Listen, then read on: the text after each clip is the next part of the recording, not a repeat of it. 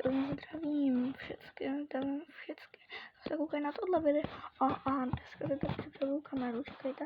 No a dneska se tady dáme zase znovu opět Minecraft a dneska se koukneme, jak se dát v Minecraftu Game Mode Spectator.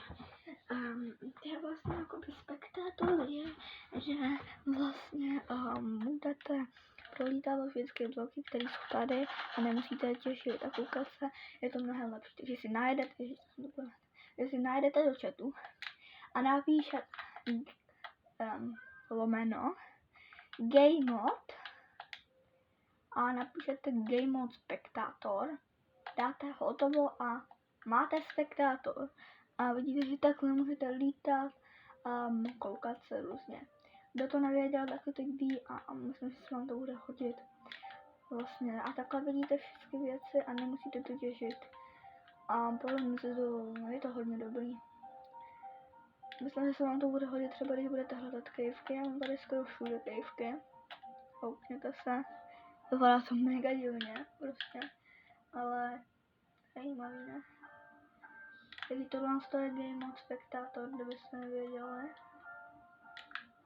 A vlastně potom, když si ho chcete dát pryč, tak tam zase najdete a dáte třeba, já nevím, Game Mode C nebo Game Mode S, co chcete. Já se dám každopádně Game Mode C jako kreativ, tak.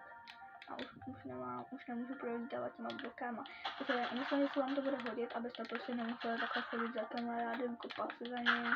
To třeba je na úrovni, nevím, nějaký úrovni až vůbec roku, aby se tam chcete prokopat. To by trvalo docela dlouho. Ale tak to se vám bude hodit. Takže to klikněte.